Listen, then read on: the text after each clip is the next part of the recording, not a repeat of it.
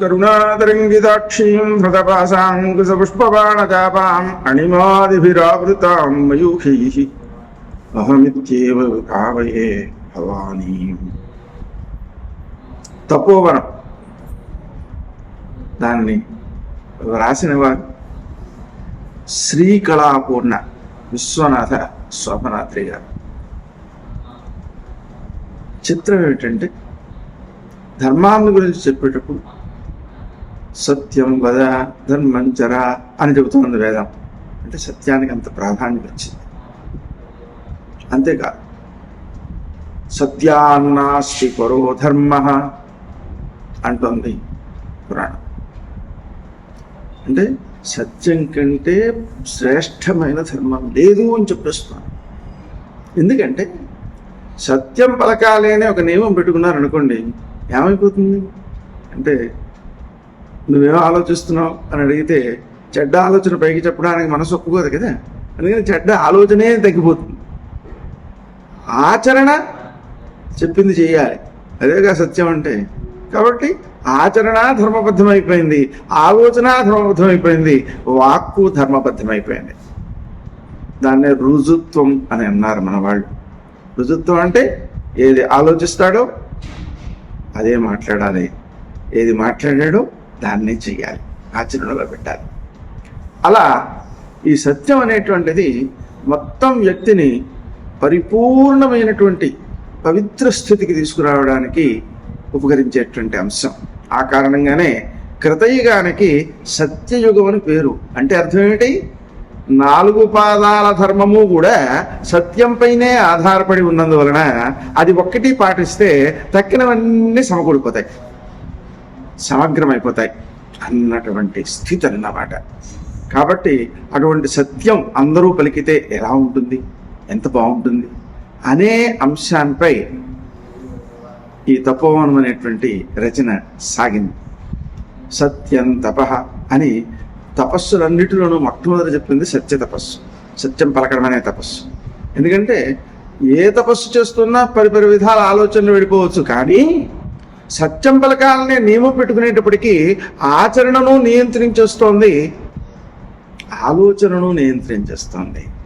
నిరంతరము ఆ సత్యమునందే ఏకాగ్రత పెరిగిపోతోంది, అతి జాగ్రత్త అలవాటైపోతోంది. కాబట్టి ఆ సత్యం అనేటువంటిది పరమ తపస్సు అయిందన్నమాట. ఆ విషయాన్ని స్పష్టం చేస్తూ గాథల రూపంలో, సంభాషణల రూపంలో వారు ఈ తపోవనం అనేటువంటి గ్రంథాన్ని రచించారు. ఇది అందరికీ అనుసరణీయం.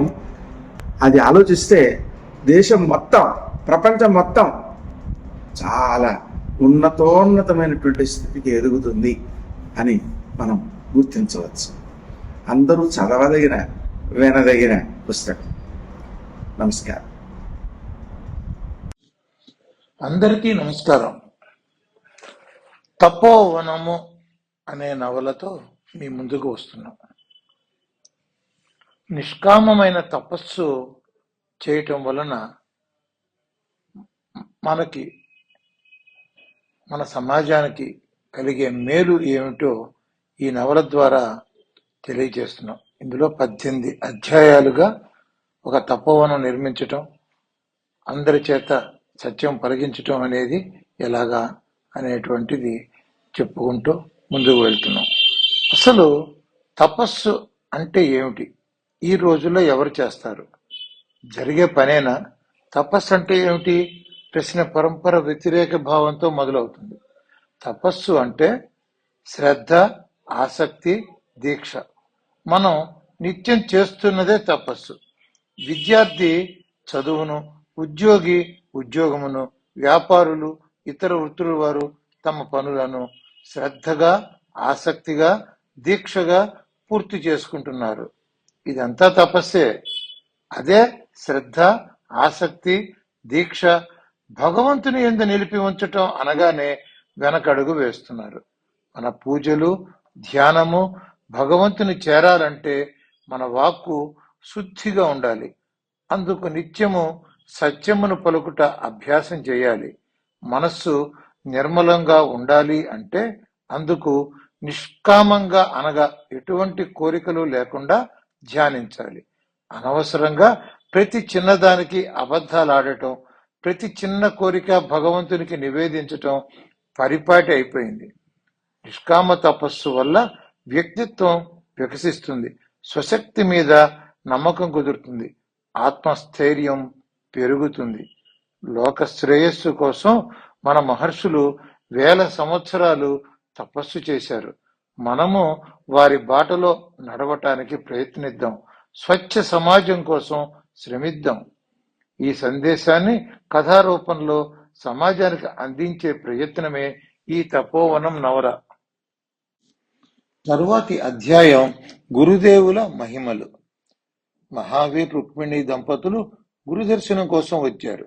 మహావీర్ వచ్చిన సందర్భంగా ఒకసారి ట్రస్టీల సమావేశం ఏర్పాటు చేయదలిచి జనార్దన్ రావు గారు అందరికీ కబురు పెట్టారు. ట్రస్టీల సమావేశం జరిగి చాలా నెలలైంది. సమావేశంలో మహావీర్ దంపతులకు ప్రత్యేక కృతజ్ఞత తీర్మానం చేశారు. ముంబై శివార్లలో ఒక దాత నుండి కొంత భూమిని సేకరించామని, అందులో తపోవనం ప్రారంభించాలని సంకల్పించామని మహావీర్ చెప్పారు. దీనికి గురుదేవుల అనుమతి కోసం వచ్చానని తెలిపారు. ఆ సమావేశానికి గురుదేవులను తీసుకురావాలని నారాయణ గారు అనుకుంటుండగానే గురుదేవులు సమావేశ మందిరానికి విచ్చేశారు. నారాయణ గారు, మహావీర్ ముంబై శివార్లలో తపోవనం నిర్మించటానికి మీ అనుమతి కోరటానికి వచ్చారు అని గురుదేవులకు విన్నవించారు. గురుదేవులు మహావీరు వంక అభినందిస్తూ చూశారు. తపోవనమునకు ఇది మొదటి శాఖ. మూలస్థానానికంటే 10 రెట్లు విస్తృతమైనది. 2.5 సంవత్సరాల వ్యవధిలో నిర్మాణం పూర్తి అయి ధ్యాన కార్యక్రమాలు ప్రారంభమవుతాయి అని గురుదేవులు అనుగ్రహించారు. మహావీర్ దంపతులు మహదానందంతో గురుదేవులకు సాష్టాంగ ప్రణామం చేసి అనుగ్రహింపబడ్డాం గురుదేవ అని ప్రార్థించారు. మహావీరా, మీరు 40 రోజులు ఇక్కడనే తపస్సు చేయాలి. రేపు తెల్లవారుజామున కొలంలో స్నానం చేసి రండి. మీకు దీక్ష ఇవ్వబడుతుంది. అగస్త్యాశ్రమంలో తపస్సు చేయండి. ఆ తర్వాత ముంబై వెళ్లి పనులు ప్రారంభించండి. దేశంలో ఎక్కడ తపోవన శాఖలు ఏర్పడినా ఇక్కడి నమూనాలోనే నిర్మాణం జరగాలి. హంగులు సౌకర్యాలు అధికంగా ఉండవచ్చు, కొంత తక్కువగా ఉండవచ్చు. వాస్తు మాత్రం యథావిధిగా ఉండాలి. కదంబ వృక్షము ధ్యాన మందిరానికి సమీపంలో ఉండాలి. మిగతావి అంతా యథావిధిగా ప్లాన్ చేయండి అని జనార్దన్ రావు గారికి మహావీర్కి గురుదేవులు చెప్పారు. మహావీరు దంపతులు ఆ రాత్రికి తమ గృహంలో విశ్రాంతి తీసుకున్నారు. భోజనశాలకు వెళ్లి ప్రసాదం స్వీకరించారు. తపోవనం అంతా చుట్టబెట్టి వచ్చారు. ఒక్కరోజు గురుదర్శనం చేసుకుని తిరిగి ముంబై వెళ్లాలన్న ఆలోచనతో వచ్చారు. గురుదేవులు 40 రోజుల దీక్షలో ఉండాలన్నారు. వారికి ఏమి చేయాలో తెలియలేదు. మహావీరులో ఒక గొప్ప విశేష లక్షణం ఉంది. ఆయన ఎవరిని నమ్మినా పూర్తిగా నమ్ముతాడు. అందులోనూ గురుదేవుల మాట అంటే వేదవాక్కు. గురుదేవులు ఏది చేసినా తన క్షేమం కోసమే అని గాఢంగా నమ్ముతాడు. అందుకే మారు మాట్లాడకుండా గురుదేవుల ఆజ్ఞను శిరసావహించాడు. జనార్దన్ రావు గారు తమ కుమారుడు గిరీషును తీసుకుని మహావీర్ గృహానికి వెళ్లారు. మహావీరు దంపతులతో పిచ్చాపాటి మాట్లాడుకుని గురుదేవులు మీ ఇద్దరికి వైద్య పరీక్షలు చేయించమని చెప్పారు. అందుకే గిరీష్ వచ్చాడు అని చెప్పారు. వాళ్ళిద్దరూ ఆశ్చర్యపడ్డారు. మాకు ఏ అనారోగ్యము లేదు, మాకు పరీక్షలు ఎందుకు? ఏమో గురుదేవులు ఆజ్ఞ అని జనార్దన్ రావు గారు చెప్పారు. గిరీషు తన కాంపౌండర్తో కొన్ని బ్లడ్ శాంపిల్స్ తీసుకుని వారిద్దరిని పూర్తి చెకప్ చేశాడు. వాళ్ళకి ఏమీ అర్థం కాలేదు. పడుకున్నారు. కాస్త ఆలస్యంగా నిద్రపట్టింది. తెల్లవారుజామున 4ంటికి గురుదేవులు వారి ముందర నిలుచుని లేవండి తెల్లవారుతోంది అని పిలిచినట్టుగా వినిపించింది. గురుదేవులు రావడం ఏమిటి అనుకుంటూ లేచారు. ఎవ్వరూ లేరు. త్వరగా కాలకృత్యం తీర్చుకుని కొలనుకు బయలుదేరటానికి బయటకు వచ్చారు. బయట వారి కోసం గురుదేవులు వేచి ఉన్నారు. గురుదేవులకు ప్రణమిల్లి గురుదేవులు వెంట కొలనుకు బయలుదేరారు. కొలంలో స్నానం చేసి వారు గురుదేవుల వెంట అగస్త్యాశ్రమానికి చేరుకున్నారు. ఆశ్రమ ప్రవేశం చేయించి వారికి ధావళి, శాలువ, రుద్రాక్షమాల, కమండలము అందించారు. ఇది ఒక పద్ధతి మాత్రమే. మీరు మీకు సౌకర్యం కలిగించే విధంగా పైజమా కుర్తా ధరించిన అభ్యంతరం లేదు అని గురుదేవులు చెప్పారు. మహావీరుకి శివపంచాక్షరి ఉపదేశం చేశారు. రుక్మిణికి రామతారకం ఉపదేశం చేశారు. మీకు ఎంతటి అనారోగ్యం అనిపించినా ఆశ్రమం నుండి బయటకు రావద్దు. గురుదేవులు మిమ్మల్ని గమనిస్తూనే ఉంటారు. మొక్కవోని దీక్షతో తపస్సు ప్రారంభించండి అని వారిని ఆశ్రమంలో వదిలి గురుదేవులు తదితరులు వచ్చేశారు. ఆశ్రమంలో ఒక స్త్రీ కూడా తపస్సు ప్రారంభించటం ఇదే మొదటిసారి. జనార్దన్ రావు నెమ్మదిగా గురుదేవులకు వినపడేటట్లుగా, మొదటిసారి స్త్రీని ఆశ్రమ ప్రవేశం చేయించాం, ఇది కొనసాగుతుందా అని అడిగారు. వారిద్దరికీ మారకం ఉంది, అది తప్పించటానికి ఇక్కడికి రప్పించాను. ఈ నెల రోజులు వారిక్కడ గడపడంతో ఆ గండం నుంచి గట్టెక్కుతారు. మహావీర్ కారణ జన్ముడు, అతని నేతృత్వంలో ఆధ్యాత్మికత వెళ్లి విరుస్తుంది. మేము కొంతకాలం ముంబైలో ఉండి ఉత్తరాదిన తపోవన విస్తరణ చేయాల్సి ఉంటుంది అని గురుదేవులు చెప్పారు. ప్రభుత్వ కళాశాలలు, ప్రైవేటు కళాశాలల విద్యార్థినులు గురుదేవుల దర్శనం కోసం వచ్చారు. నారాయణ గారు అందరినీ తపోవనం మొత్తం చూసి రమ్మనమని చెప్పారు. అధ్యాపకులు, విద్యార్థులు అందరూ తపోవనం కలియ తిరిగారు. పిల్లలు ఆకతాయిగా ఉంటారు. వారు వచ్చేటప్పుడు విహారయాత్రగా వచ్చారు.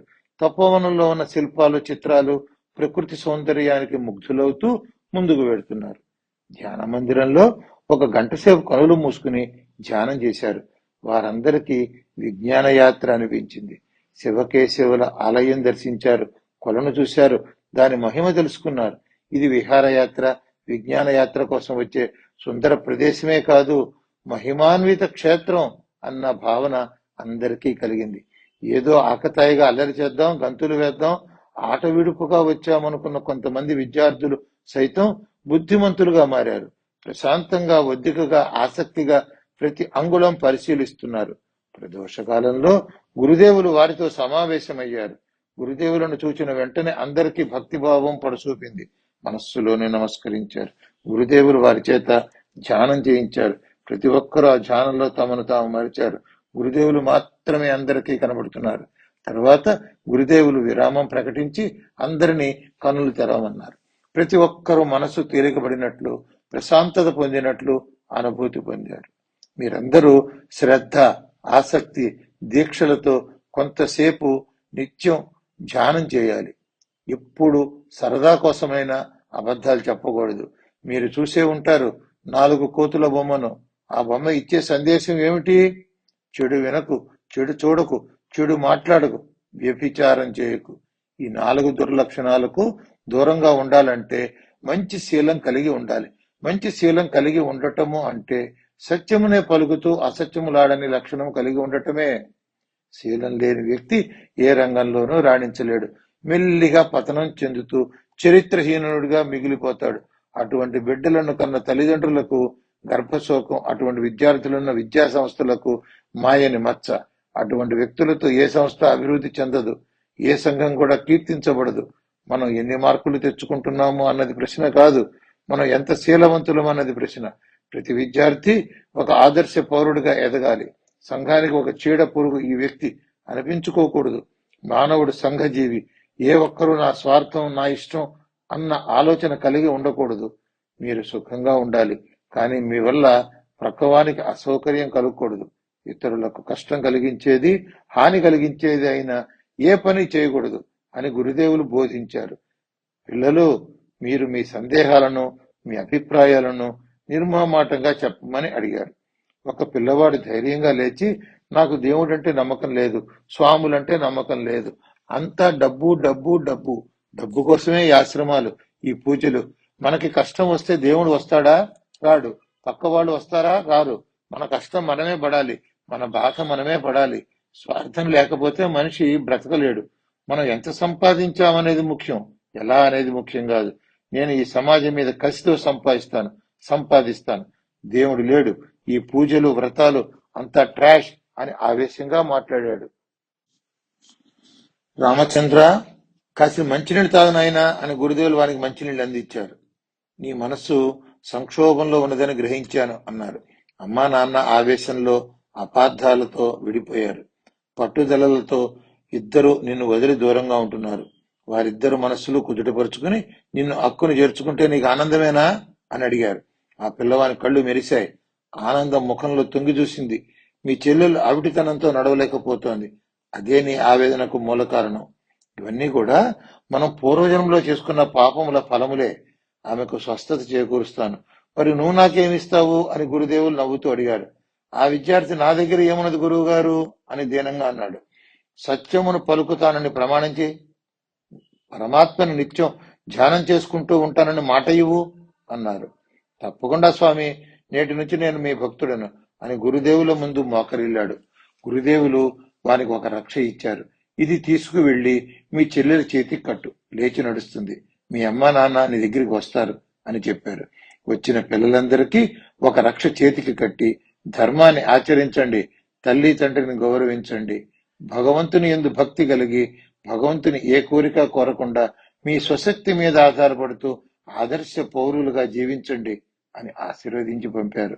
నారాయణ గారు వారందరి చేత నేటి నుండి సత్యమునే పలుకుతాను, అసత్యమాడను అని ప్రమాణం చేయించారు. అందరికీ ప్రతిజ్ఞా పత్రాలు ఇచ్చి అష్టాంగ యోగములను ముద్రించిన పత్రములను పంచారు. మీ తల్లిదండ్రులను, గురువులను, తోటి వారిని మెప్పించి వారికి మీరు చేయగల సహాయం చేస్తూ శ్రద్ధగా చదువుకోమని దీవించారు. ఎట్టి పరిస్థితులలో భగవంతుని యందు నమ్మకం పోగొట్టుకోకూడదు. మీరు పెద్ద అయిన తరువాత తపోవనమును అభివృద్ధి చేయాలి. వాడవాడలా మన ఆశయాలను ప్రచారం చేయాలి. ప్రతి ఒక్కరూ సత్యమునే పలుకుతూ ఏ కోరికలు లేకుండా కోరకుండా భగవంతుని భక్తి శ్రద్ధలతో పూజిస్తూ ఉండాలి. వెళ్ళిరండి అని నారాయణ గారు వారిని సాగనంపారు. తెలుగు నేల 4 చెరగుల గురుదేవులు పర్యటించారు. నిష్కామ తపస్సుకు విస్తృత ప్రచారం కల్పించారు. ప్రతి నగరంలోనూ ప్రతి గ్రామంలోనూ అన్ని వర్గములతో సమావేశమైనారు. విద్యా సంస్థలు, విద్యార్థి సంఘాలు, ఉద్యోగస్తుల సంఘాలు, కార్మిక సంఘాలు, వాణిజ్య సంఘాలు ఇలా ప్రతి ఒక్కరితోనూ విడివిడిగా కలుసుకుని వారి మనస్సులో భగవద్ధ్యానం నాటారు. సత్యమును పలుకుతూ ఏ కోరికలు లేకుండా భగవంతుని ధ్యానం చేయటం వలన కలిగే శుభ పరిణామాలను నిరూపించారు. ప్రతి ఒక్కరూ తమ షర్ట్సు పైన తపోవనము అన్న అక్షరాలు లేవను అంటించుకున్నారు. ప్రభుత్వం ఆఫీసులలో తపోవన సభ్యుల వద్దకు ఏ పని మీద వెళ్ళినా వెంటనే పనిచేసి పంపిస్తున్నారు, లేదా ఆ ఫైల్ ఏ దశలో ఉన్నది వివరిస్తున్నారు. ప్రజలలో తపోవన సభ్యుల మీద గౌరవం పెరిగింది, నమ్మకం కుదిరింది. ప్రతి ఒక్కరూ ఆనందంగా ప్రభుత్వ ఆఫీసులకు వస్తున్నారు, వెళుతున్నారు. తపోవన సభ్యులుగా ఉంటూ ఆఫీసుల్లో గౌరవాభిమానాలను పొందుతున్న వారిని తమ కొలీగ్స్ ని గమనిస్తున్నారు. వారు ఇతర మతస్థులైనప్పటికీ కుతూహలంలో ఏమిటి మార్పు అని అడిగి తెలుసుకుంటున్నారు. ఒక మంచి లక్షణం అలవర్చుకునేందుకు మతం అభ్యంతరం చెప్పదు కదా అని వారు సైతం సత్యమును పలకటానికి అసత్యం పలుకురాదని ప్రతినలు బూనుతున్నారు. దండవాదం చేసేవారిని వారి అనుభవాలే మార్చుతాయి. 10 మంది మధ్య ఒక చెడ్డవాడు మనలేడు. ఆ ఉద్యోగం వదిలి వెళ్ళాలి, లేదా తాను కూడా మంచివాళ్లను అనుసరించాలి. కాలం కోసం వేచి చూడాలి. గురుదేవుల బోధల ప్రభావం అన్ని వర్గాల ప్రజలపై చూపుతోంది. సమాజంలో ఊహించరానంత మార్పు కనిపిస్తోంది. చాప కింద నీరులాగా జరిగిన ఒక గొప్ప ఆధ్యాత్మిక ప్రచారం రాజకీయ నాయకులను చేరింది. వారు ఏ ప్రభుత్వ ఆఫీసుకు వెళ్ళినా, తమ మనుష్యులను పనులు చేయించుకురమ్మని పంపించినా ఎటువంటి ఆలస్యం చేయకుండా, ఎవరి రికమెండేషన్ లేకుండానే పనులు జరిగిపోవటం, ప్రజలకు చక్కని సమాధానాలు చెప్పి పనులు పూర్తి చేయటం విని పెద్ద పెద్ద నాయకులు నివ్వెరబోతున్నారు. వారికి అప్పుడప్పుడు తపోవనం ఎక్కడ ప్రారంభమైంది, ఎలా విస్తరించింది, దీని మూల కారకులు ఎవరు అన్న ఆలోచన కలిగింది. ప్రతి గ్రామంలోనూ తపోవన శాఖలున్నాయి. ప్రతి నగరంలోనూ తపోవన శాఖలున్నాయి. ప్రతి ఒక్కరూ తమ షర్ట్స్ పైన తపోవనం చిహ్నాలను ధరిస్తున్నారు. వినయ విధేయతలతో నిస్వార్థంగా తమ బాధ్యతలను నిర్వర్తిస్తున్నారు. ప్రతి రాజకీయ పార్టీలలో కూడా తమ దగ్గర పనిచేసే వారిలో చాలా మంది తపోవన సభ్యులేనన్న నిజాన్ని గుర్తించి ఆశ్చర్యపోతున్నారు. వారి మధ్యలో గురుదేవులను దర్శించాలనే తపన ప్రారంభమైంది. గురుదేవులు మారుమూల కుగ్రామాలలో పర్యటిస్తున్నారు. వెంట నారాయణ పెద్ద పరివారం ఉంది. తపోవనముకు సభ్యులు, భక్తులు కాకుండా గురుదేవులు వెంట ఉండి సేవలు అందించేందుకు శిష్యగణం ఉన్నారు. ఏ ఊరు వెడితే ఆ ఊరిలో శిష్యగణం ఏర్పడుతోంది. గురుదేవులు వెంట వారి అవసరాలు చూసుకునేందుకు 10 మంది అనుసరిస్తూ వెడుతున్నారు. ప్రతి చోట భగవంతుని ధ్యానించవలసిన ఆవశ్యకతను బోధిస్తూ వారికి తేలికపాటి ఆచరణ యోగ్యమైన యోగాను నేర్పుతున్నారు. ఆహారపు అలవాట్లను మారుస్తున్నారు. ఆధ్యాత్మికతకు అనువుగా శరీరాన్ని మలుచుకోవలసిన ఆవశ్యకతను తెలియజెబుతున్నారు. తపోవనం వదిలి గురుదేవులు 40 రోజులైంది. మహావీర్ రుక్మిణుల ధ్యాన సమయం ముగుస్తుంది అనుకుని తపోవనమునకు తిరుగు ప్రయాణం మొదలుపెట్టారు. తపోవనంలో గురుదేవులు వస్తున్నారని అందరూ రాత్రి సమయమైన ఎదురు చూస్తున్నారు. గురుదేవులు తపోవనము ప్రవేశం చేసేసరికి రాత్రి 11 దాటింది. అందరూ మేల్కొని గురుదేవులకు స్వాగతం పలికారు. హారతులు ఇచ్చారు. తల్లి సుభద్రాదేవి గురుదేవుల చేతిని తన చేతిలో తీసుకుని ముద్దాడింది. ఆమె కనుల వెంట ఆనంద భాష్పాలు జాలువారుతున్నాయి. గురుదేవులు ఆశ్చర్యంగా, ఏమిటమ్మా, ఏమైంది? ఎందుకు ఇంతమంది నిద్ర లేకుండా నా కోసం ఎదురు చూస్తున్నారు? నీవు ఎందుకు ఇంతగా కదిలిపోయావు అని గురుదేవులు అడిగారు. గురుదేవులు అందరిని విశ్రాంతి తీసుకోమని చెప్పి గురు నివాసంలోకి వెళ్లారు. ఎవ్వరికి గురుదేవులను విడిచిపెట్టి వెళ్లబుద్ధి కావటం లేదు. భారంగా కదిలారు. తెల్లవారుజామునే గురుదేవులు కొలనుకు వెళ్లి స్నానం ఆచరించారు. నిత్యకర్మలను పూర్తి చేసుకుని ధ్యానంలో కూర్చున్నారు. బయట కుటుంబ సభ్యులు, ట్రస్ట్ సభ్యులు గురు నివాసులు ముందరి హాల్లో వచ్చి కూర్చున్నారు. వారి మధ్యలో మహావీర్ రుక్మిణులు కూర్చున్నారు. గురుదేవులు ధ్యాన కార్యక్రమాన్ని పూర్తి చేసుకుని హాలులోకి వచ్చారు. కుటుంబ సభ్యులు అందరూ తన కోసం వేచి ఉండటాన్ని చూసి వారి వద్దకు వచ్చారు. అందరూ గురుదేవులకు సాష్టాంగ నమస్కారం అర్పించారు. అందరినీ సుఖాసీనులు కమ్మనమని చెప్పి గురుదేవులు తమ ఆసనంలో కూర్చున్నారు. మహావీర్ రుక్మిణులు గురుదేవుల చరణాలపై ఉరాలారు. గురుదేవులు వారిని ప్రేమతో ఆలింగనం చేసుకున్నారు. మీకు పూర్తి స్వస్థత చేకూరింది, మీరు ముంబై వెళ్ళవచ్చు అన్నారు. మహావీర్ వినయంగా, గురుదేవా, ఇక్కడకు వచ్చేటప్పుడు మాకేమీ జబ్బు లేదు, బాధ లేదు. 4 రోజుల పాటు గురుదేవుల దర్శనం చేసుకోవాలి అని ఒకటే మనసు తొలిచేసింది. వెంటనే బయలుదేరి వచ్చాం. ఈ 40 రోజులు మేము పడిన వేదన, మీరు ఇచ్చిన రక్షణ ఒక గ్రంథం వ్రాయవచ్చు. మీరు అనుమతిస్తే మీ అందరితో పంచుకుంటాం అని అడిగారు. వసుంధరాదేవి అందరికీ కాఫీలు పంపించింది. ఆమె వచ్చి గురుదేవుల పక్కన ఆసీనురాలైంది. మహావీర్ తన 40 రోజుల ధ్యాన అనుభవాలను వివరించటం మొదలుపెట్టాడు. మొదటి రోజు ఏకాగ్రత కుదరలేదు. ముందుగా నామ పారాయణ చేశాం, తర్వాత మంత్రాన్ని పారాయణ చేశాం. కేవలం మంత్రం ఉచ్చరించటమే కాని బాహ్య ప్రపంచంలోనే ఉన్నాం. ఏవో తెలియని ఆలోచనలు, ఆందోళన మమ్మల్ని ఏకాగ్రత సాధించనీలేదు. అర్ధరాత్రి అగుసరికి బాహ్య ప్రపంచమును మరిచిపోయి కేవలం మంత్రం ఉచ్చరించటం మాత్రమే నడిచింది. 2వ రోజు అనుకుంటా, అది 2వ రోజు అని కూడా తెలియదు, వెన్నులో నొప్పి మొదలైంది. రుక్మిణి వెన్ను రాస్తూనే ఉన్నది. తర్వాత నుంచి ప్రతి అవయవంలో నుండి ఒక్కొక్కసారి ఒక్కొక్క బాధ. చాలా రోజులు ఊపిరి పీల్చటం కష్టమైంది. విపరీతమైన బాధపడటం జరిగింది. ఏ పూర్వజన్మ పుణ్యమో మీ చెంత చేరాను. మీరు నిద్రాహారాలు లేకుండా నిరంతరం నా తల నిమురుతూ వెన్ను రాస్తూ ఉపశమనం కలిగించారు. మీ చెయ్యి నా శిరస్సు మీద కాని నా శరీరం మీద కాని ఉన్నంత సేపు బాధను భరించగలిగాను. ఏ ఒక్క క్షణం మీ చెయ్యి నా పై నుండి తొలగించిన భరించరాని నొప్పి, ఊపిరి ఎగదనడం జరుగుతోంది. మీరు మరుక్షణం చేయి వేసి నిమరటం వల్ల ఉపశమనం పొందాను. అపారమైన దాహం, అనుక్షణం నీళ్లు, పాలు అందిస్తూనే ఉన్నారు. ఒక్కసారి మాత్రం అన్నం తినాలని ఉన్నది అని అడిగాను. తిందువులే, రోజు తింటూనే ఉన్నావు కదా, ధ్యానం మీద మనసు పెట్టు అన్నారు. అంతే. అప్పటికి ఎన్ని రోజులైందో తెలియదు. మీరు కనపడటం, మాట్లాడటం తెలియదు. నిన్న సాయంత్రం మెలకు వచ్చింది. మహావీర్, నేను వస్తున్నాను, ఉదయం వచ్చి కలవమని చెప్పారు. కనులు తెరిచాను. పక్కనే రుక్మిణి కనులు తెరిచి నా వంకే చూస్తోంది. ఇద్దరం నిస్సత్తుగా మా గృహమునకు చేరుకున్నాం. స్నానాదులు పూర్తి చేసి మీ దర్శనం కోసం ఎదురు చూస్తున్నాం. మీరు ఈ తపోవనం ఈ రాత్రికే వస్తున్నారని తెలిసి జనార్దన్ రావు గారికి, సుభద్రమ్మ గారికి, వసుంధరామాతకి జరిగిన అనుభవాలు తెలియజేశాం. రుక్మిణి, మనం కూడా వెళ్లి గురుదేవులకు స్వాగతం పలుకుదాము అని అడిగింది. గురుదేవులు మనం రేపు ఉదయం వచ్చి కలవమని ఆదేశించారు. మనం రేపు ఉదయమే వెళ్లి దర్శనం చేసుకుందామని. ఎప్పుడు తెల్లవారుతుందా, మీ దర్శనం ఎప్పుడు కలుగుతుందా అని రాత్రంతా నిరీక్షణ.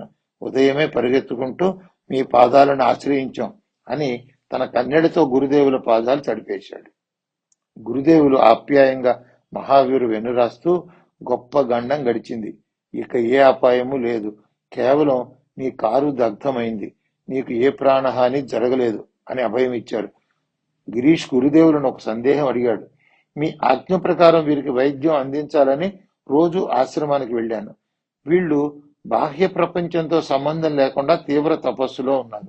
1-2 సార్లు పలకరించాను, స్పందన లేదు, వచ్చేశాను.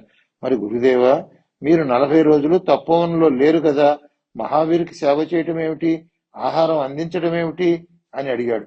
గురుదేవులు అందరినీ ఈ రోజు ఇక్కడే భోజనం చేయమని, మహావీర్ దంపతులు మన అతిథులు అని గిరీష్ వంక వాత్సల్యంగా చూస్తూ తపోవనంలోకి వెళ్లారు. మహావీర్ దంపతులకే కాదు, అక్కడున్న వారందరికీ ఆశ్చర్యం కలిగించే విషయం గురుదేవులు 40 రోజులు తపోవనంలో లేకపోయినా మహావీర్ని కనిపెట్టుకుని ఉండడం గురించి. ఇప్పుడు అందరికీ గురుదేవులు మహిమాన్వితులని పూర్తి అవగాహన వచ్చింది. మనకు తెలిసిన గురుదేవులు వేరు, మనం కేవలం ఆయన గురుదేవులుగా మాత్రమే చూడకూడదు, ఆయన సాక్షాత్ ఆ పరమాత్మయేనన్న భావన కలిగింది, నమ్మకం కుదిరింది. అందుచేతనే నిన్న రాత్రి గురుదేవులు తపోవనంలోకి ప్రవేశించినప్పుడు సుభద్రమ్మ గారు గురుదేవుల చేతిని ముద్దాడటం, కనుల వెంట ఆనంద బాష్పాలు రావటం జరిగింది. ఆహా, ఏమి భాగ్యం! మనం దేవుడు ఉన్నాడా అనుకునే ఈ రోజుల్లో ఆ దేవునితోనే కలిసి జీవిస్తున్నాం. ఏం భాగ్యం చేసుకున్నామో, ఇంతటి గొప్ప జన్మను పొందాం అని అందరూ అనిర్వచనీయమైన అనుభూతిని పొందుతున్నారు. ఆ రోజు పర్వదినంగా పరమాత్మకు ప్రత్యేక నివేదన చేస్తున్నాం అన్న భక్తి శ్రద్ధలతో సుభద్రమ్మ గారు, మాణిక్యమ్మ గారు, రుక్మిణి, రేణుక గారులు స్వయంగా పదార్థం తయారు చేస్తున్నారు. గురుదేవులు ఆశ్రమ సభ్యులతో కూడి శివకేశవ ఆలయంలో యజ్ఞశాలలో నిరంతరం యజ్ఞం నిర్వహించడానికి సంకల్పించారు.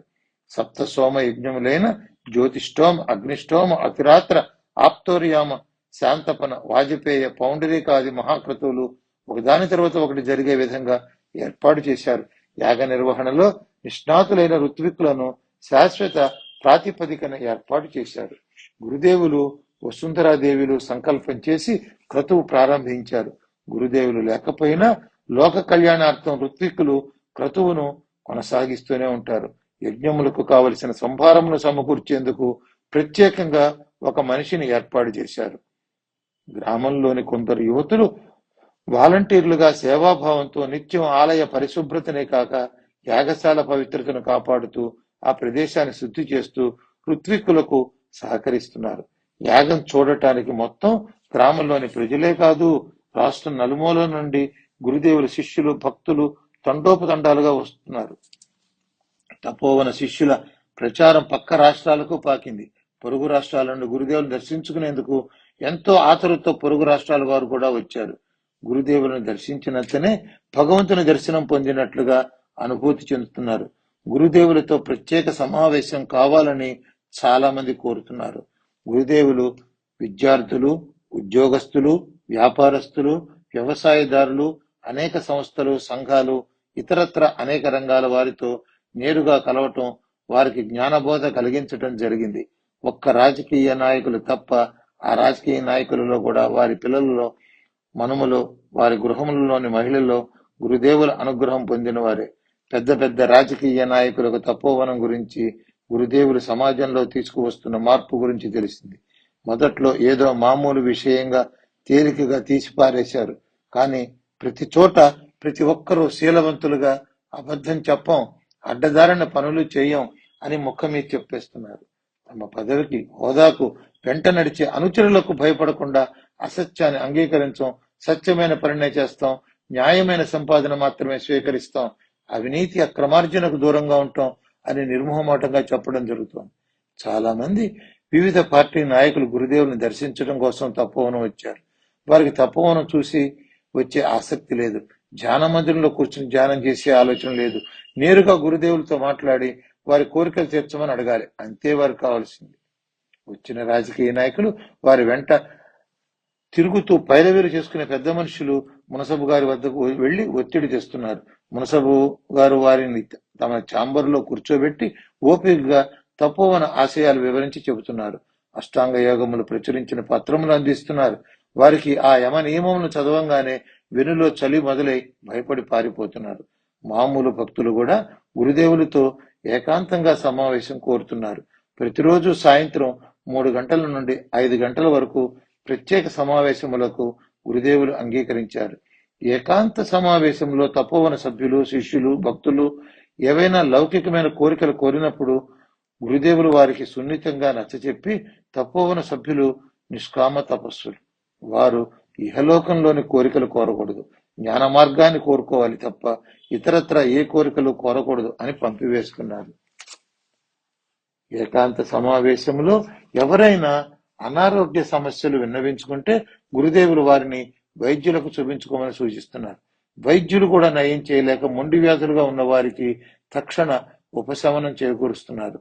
కోనేటిలో ముమ్మారు మునిగి స్నానం చేసి రమ్మని వారి నుదుటన కుంకుమ పెట్టి గురుదేవులు ఆ రోగి శిరస్సును తన చేతిని పెట్టి ఒక్క క్షణం ధ్యానం చేయగానే ఎటువంటి దీర్ఘరోగమైన క్షణంలో నయమవుతోంది.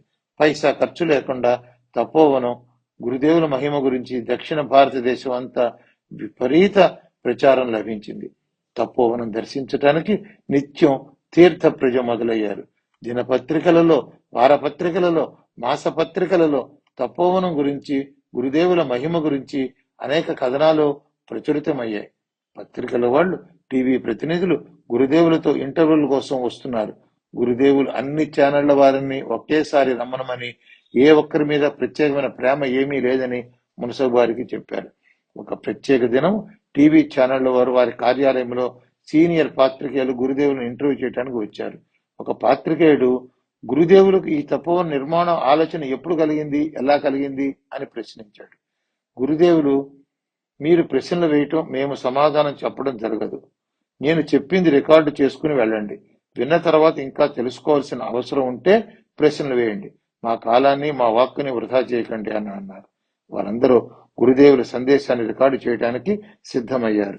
పత్రికల వాళ్ళు రాసుకోవడానికి సిద్ధమయ్యారు. మానవుడు కోరికల పుట్టగా జీవిస్తున్నాడు.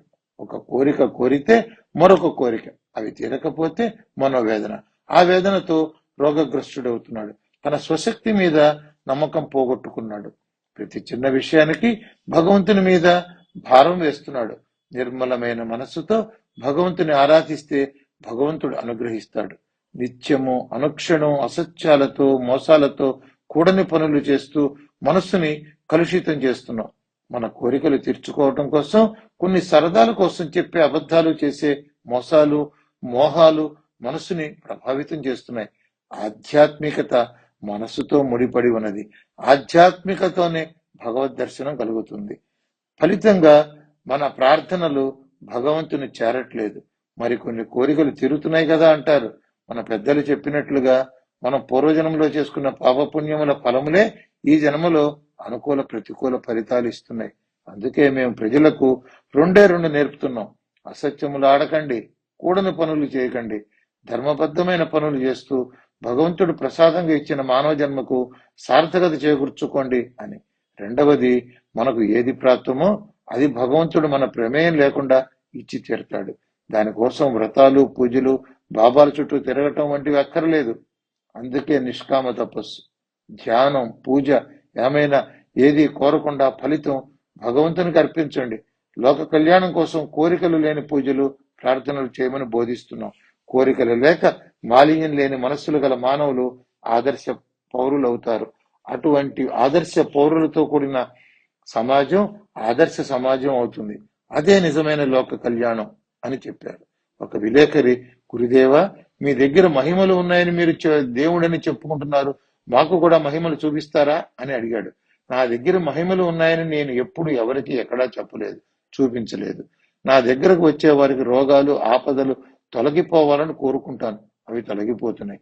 నా దగ్గరకు వచ్చే వాళ్ళకి మా నిబంధనలు తెలుసు. సత్యమునే పలుకుతాను, కోరికలు లేకుండా ధ్యానం చేస్తాను అని ప్రమాణం చేసిన వారికే నా సహాయం ఉంటుంది అని చెప్పారు. ఒకసారి ఎవరైనా అలా ప్రమాణం చేసిన వారు మరల వారి జీవితంలో ఆ ప్రమాణాన్ని తప్పలేరు.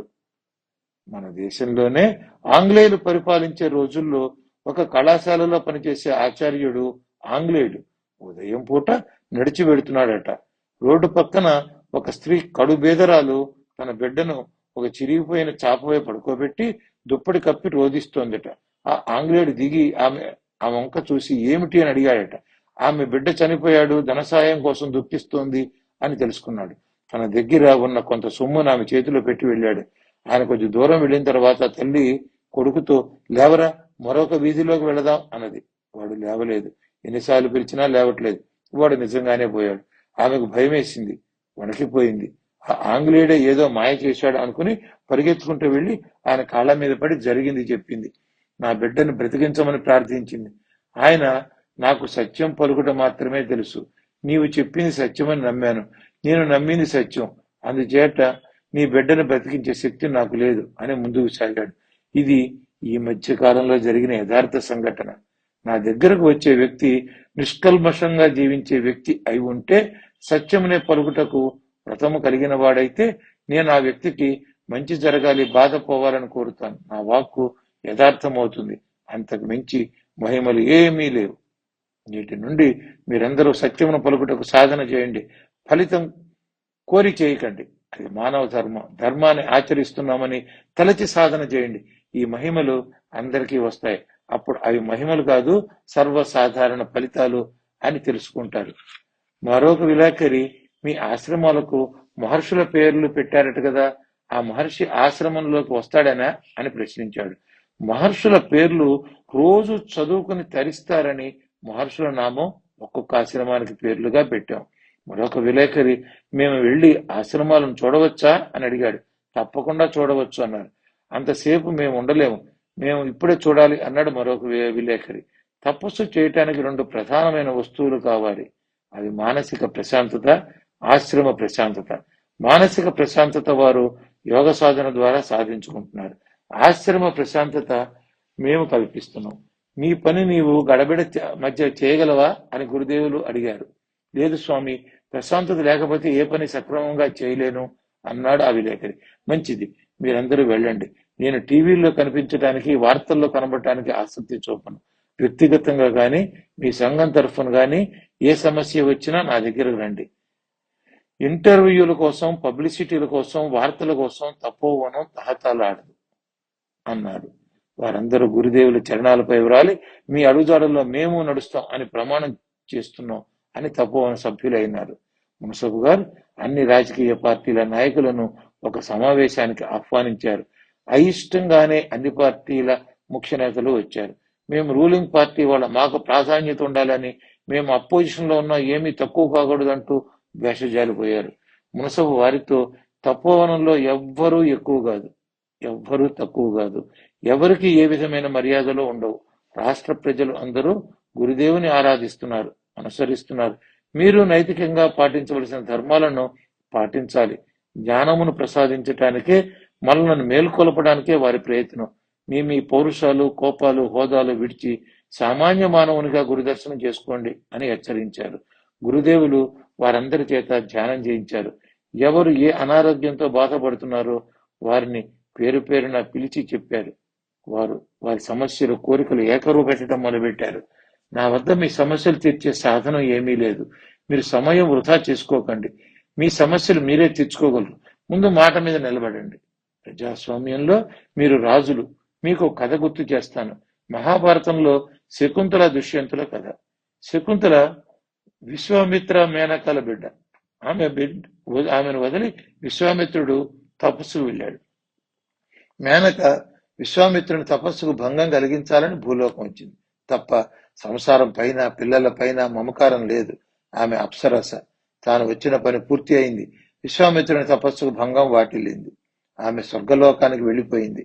ఆమె బిడ్డను శకుంత పక్షులు తమ రెక్కలు చాపి రక్షించాయి. అందుచేత ఆమెకు కణ్వుడు అను మహర్షి శకుంతల అని పేరు పెట్టి తన ఆశ్రమానికి తెచ్చి పెంచుకున్నాడు. ఆమె యుక్త వయస్సురాలైంది. ఒకసారి దుష్యంత మహారాజు వేటకు వచ్చి అలసిపోయేదాకా వేటాడాడు. దూరంగా ముని ఆశ్రమం కనిపించింది. అక్కడ కాస్త దాహం తీర్చుకుందామని వచ్చాడు. ఆశ్రమం కణ్వ మహర్షి ఆశ్రమం అని తెలుసుకున్నాడు. ఇంతలో అక్కడ సౌందర్య రాశి అయిన శకుంతల మొక్కలకు నీరు పోస్తూ కనిపించింది. ప్రథమ వీక్షణంలోనే దుష్యంతుని మనస్సు ఆమెపై లగ్నమైంది. ఆమెను, నీవెవరవు అని అడిగాడు. ఆమె, నేను కణ్వ మహర్షి కుమార్తెనని చెప్పింది. కణ్వునికి సంతానం ఉన్నట్టు దుష్యంతుడు వినలేదు.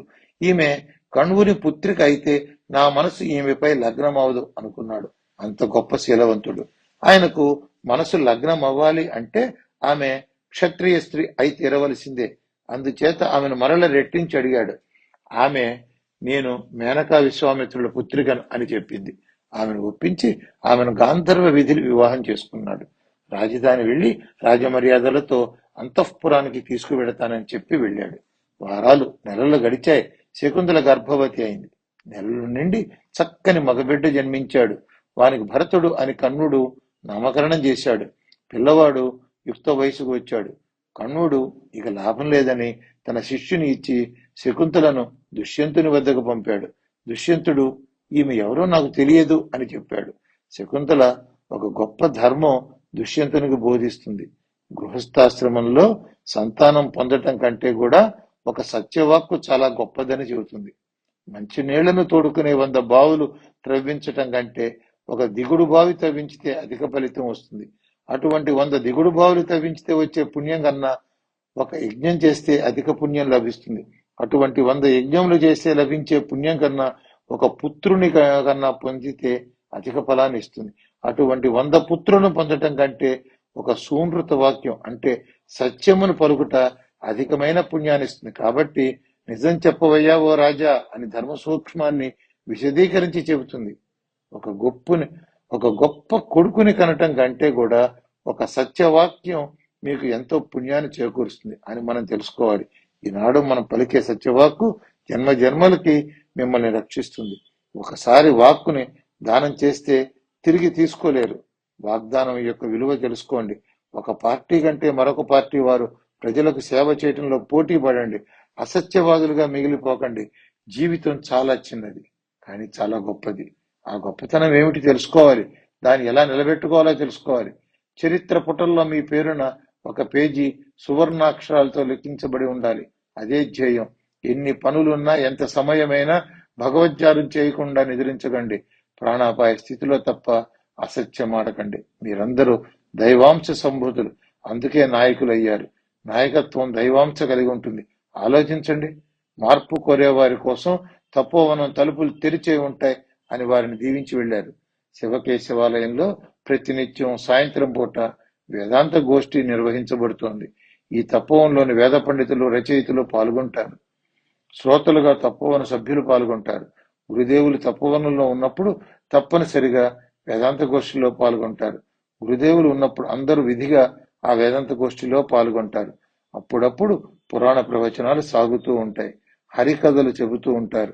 స్వామివార్లకు పూజాధికములు పూర్తి అయిన తరువాత ఉపచార సేవలుగా సంగీతము, కావ్య పఠనము, సాహిత్యము, నృత్యము ఇత్యాది ఉపచార సేవలు చేయటం జరుగుతుంది. మహాహారతి తీసుకుని ప్రసాదం సేవించి అందరూ తమ ఇండ్లకు వెడతారు. అప్పుడప్పుడు సంగీత కచేరీలు జరుగుతూ ఉంటాయి. ప్రసిద్ధి చెందిన విద్వాంసులెందరో శివకేశవ సాన్నిధ్యంలో కచేరీలు చేస్తున్నారు.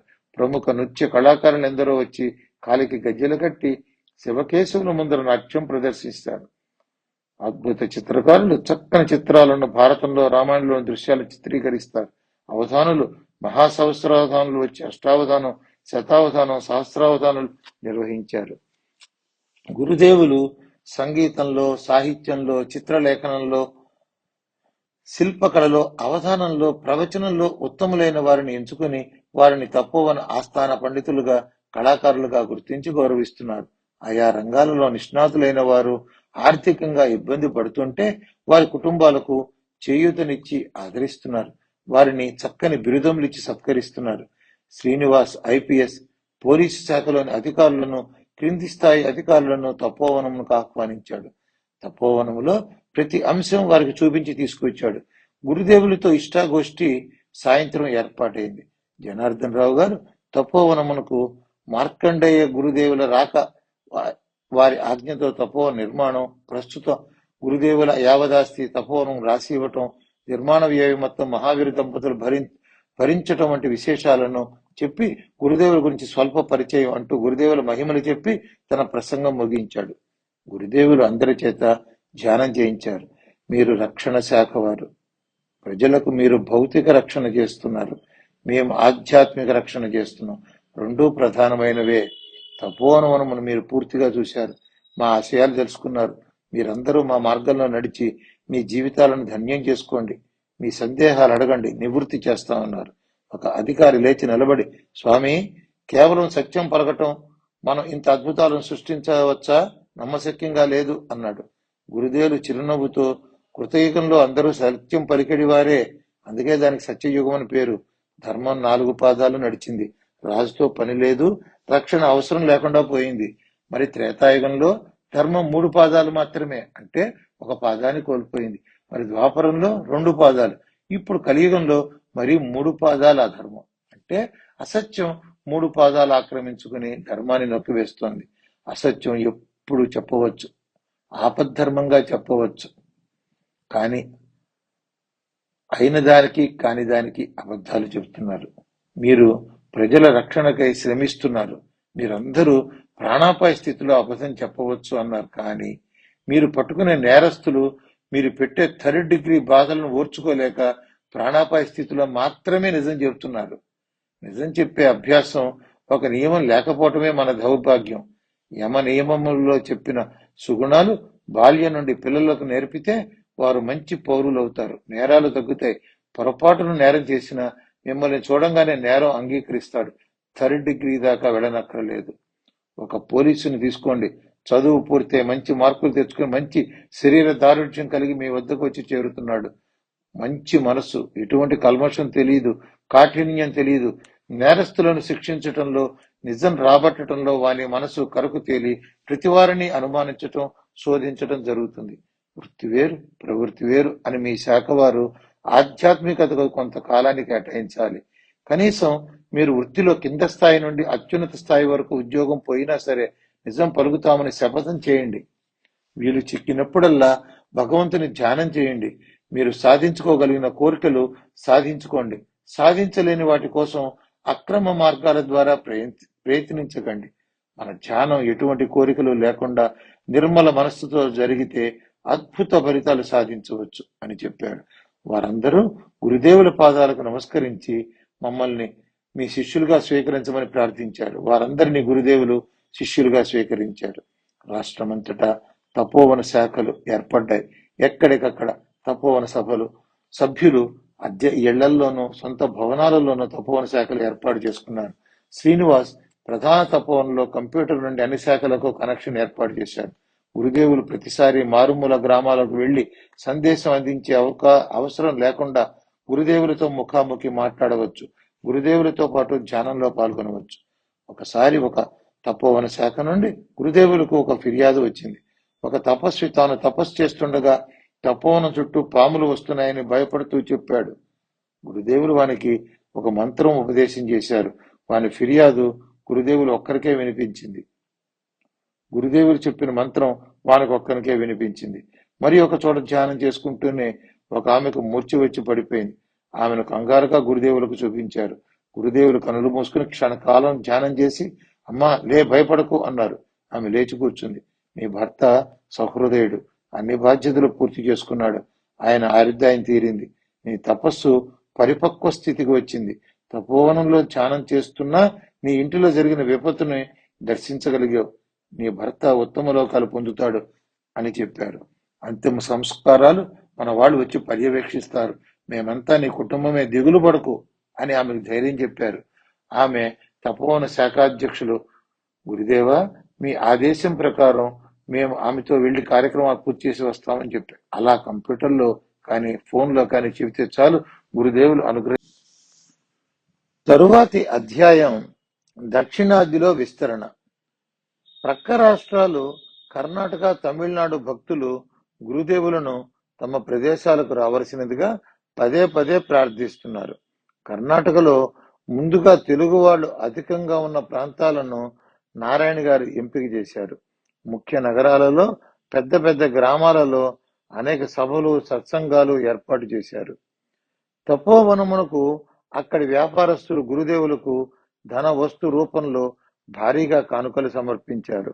అక్కడ ఒక గొప్ప వ్యాపారి ఉన్నాడు. గురుదేవులను ప్రార్థించి వారి గృహానికి తీసుకువెళ్ళాడు. సాక్షాత్తు పరమేశ్వరునికి పూజలు చేసినట్టు భక్తిగా గురుదేవులను పూజించాడు. ఆయనకు ఒకే ఒక్క కొడుకు ఉన్నాడు. 16 ఏళ్ల వయసువాడు. చూడటానికి బాగానే ఉంటాడు, కానీ మన లోకంలో ఉండడు. పిలిచితే పలుకడు, పెడితే తింటాడు.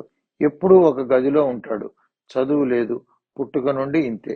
గురుదేవులకు ఆ వ్యాపారి దంపతులు వెండి పళ్ళెములో పాదములు కడిగి పట్టు వస్త్రముతో చుడిచి పసుపు కుంకుమలతో పుష్పాలతో పాదపూజ చేశారు.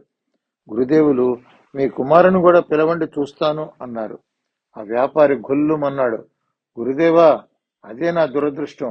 నేను చేసిన పాపములకు భగవంతుడు వేసిన శిక్ష నా కుమారుడు. వాడికి బుద్ధిమాంద్యం ఉంది. పిచ్చివాడు కాదు, పిచ్చివాని వలె ఉంటాడు. పలకడు, మన వంక చూడడు. వాడి లోకం వేరు అంటూ దుఃఖించాడు. గురుదేవులు ఆ వ్యాపారి భార్యతో, అమ్మా, నీవు వెళ్ళి నేను వచ్చానని వానికి చెప్పి రా, ఆ పిల్లవాడు లేచి వస్తాడు అని చెప్పారు. ఆమె వెళ్లి గురుదేవులు చెప్పినట్లుగా తన కుమారుని చెవిలో, గురుదేవులు మన ఇంటికి వచ్చారు, హాలులోకి రమ్మనమని చెప్పి వచ్చింది. ఆ పిల్లవాడు మారు మాట్లాడకుండా తల్లి వెంట వచ్చి నేరుగా గురుదేవుల పాదాలకు నమస్కరించి గురుదేవుల పాదాల చెంత కూర్చున్నాడు. గురుదేవులు వాని నుదుట కుంకుమ పెట్టి శిరస్సుపై చేయి ఉంచి ధ్యానం చేశారు. గురుదేవులు, ఆదిత్య, నీవు కారణ జన్ముడివి. నీవు ఏమి చేస్తున్నావు? తపస్సు చేస్తున్నాను స్వామి అన్నాడు. నీ తల్లి తండ్రి నీ కోసం పరితపిస్తున్నారు. వారిని సేవించుకోవటం నీ ధర్మం అని గురుదేవులు చెప్పారు. ఆదిత్య మీద మంత్రజలం చల్లారు. ఆశ్చర్యం, ఆ వ్యాపారి కొడుకు ఆదిత్య పుట్టినప్పటి నుండి మాట లేదు, ఒక చూపు లేదు. గురుదేవుల స్పర్శతో లేచి, నాన్నగారు నమస్కారం, అమ్మా నమస్కారం అంటూ వారి పాదాలకు నమస్కరించాడు. ఆ దంపతుల ఆనందం వర్ణనాతీతం. ఆ వ్యాపారి పేరు సురేంద్ర, ఆయన భార్య పేరు సుహాసిని. గురుదేవులు సురేంద్రను దగ్గరకు తీసుకుని చెప్పారు, నీ గురించి నాకు తెలియదు. నీ ఇంటికి వచ్చేదాకా నీ పేరు తెలియదు. మేము ప్రతి ఒక్కరికి మీ ధర్మం మీరు నిర్వర్తించండి, నిష్కామ తపస్సు చేయండి, సత్యమునే పలుకండి అని ప్రచారం చేస్తున్నాం. మేము మహిమలంటూ ఎక్కడ ఎవరి వద్ద ప్రదర్శించాం. మరి ఈ రోజు నీ ఇంట గొప్ప అద్భుతం జరిగింది. దానికి కారణం మేము కాదు, నీ భార్య గొప్ప పతివ్రత. ఆమె నిన్ను భగవంతునిగా పూజిస్తూ ఆరాధిస్తోంది. నీ పుత్రుని వరంగా భావిస్తోంది. ఆమె ఈ రోజు వరకు అసత్యమాడి ఎరుగదు. భగవంతుని ఏనాడు తన కొడుకు క్షేమం గురించి ప్రార్థనలు చేయలేదు. నేటితో నీ కుమారునికి పూర్వజన్మ బంధం నుండి విముక్తి లభించింది.